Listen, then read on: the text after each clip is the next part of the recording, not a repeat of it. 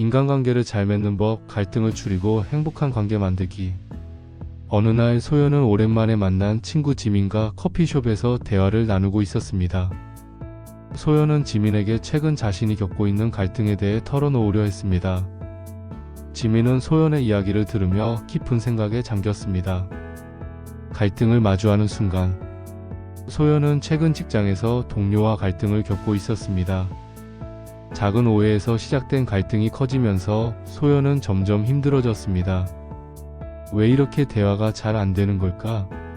소연은 속으로 고민했죠. 지민은 소연의 이야기를 듣고 말했습니다.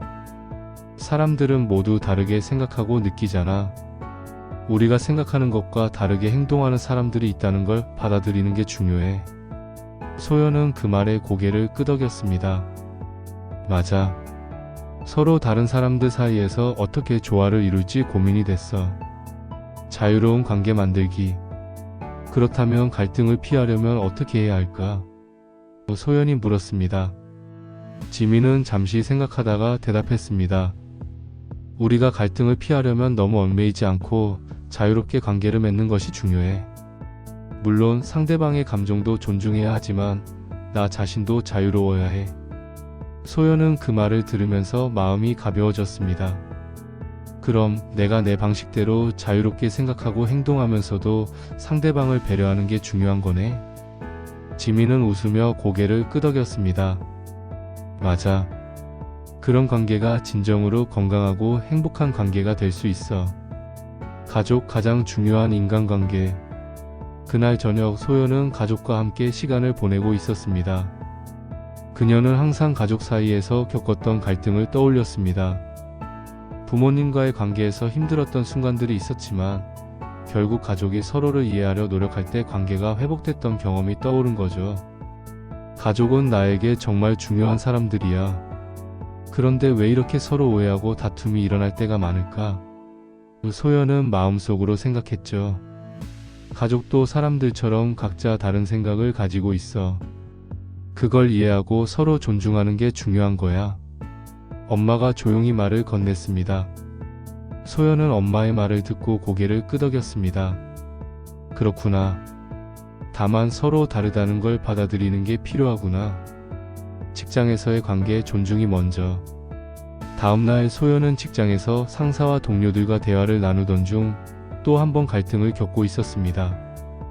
이번에는 업무의 우선순위에 대해 다른 의견을 가진 동료와 의견 충돌이 있었습니다. 소연은 다시 한번 고민했습니다. 이번에도 갈등을 피하려면 어떻게 해야 할까? 그때 지민이 떠올랐습니다. 직장에서 가장 중요한 건 서로를 존중하는 거야. 각자의 역할과 의견을 존중하면서도 소통이 잘 이루어져야 해. 무시하거나 자존심을 내세우지 말고 적극적으로 이해하려는 자세가 필요해. 소연은 지민의 말이 마음에 와닿았습니다.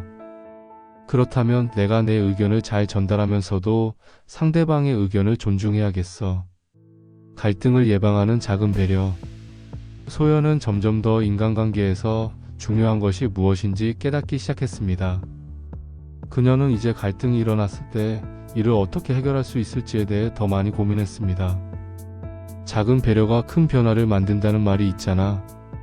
내가 상대방에게 조금만 더 배려하면 갈등을 예방할 수 있겠지? 소연은 다짐하며 속으로 생각했습니다. 나와 타인의 차이 그리고 공통점. 소연은 이제 인간관계에서 가장 중요한 것 중 하나가 차이와 공통점을 이해하는 것임을 알게 되었습니다.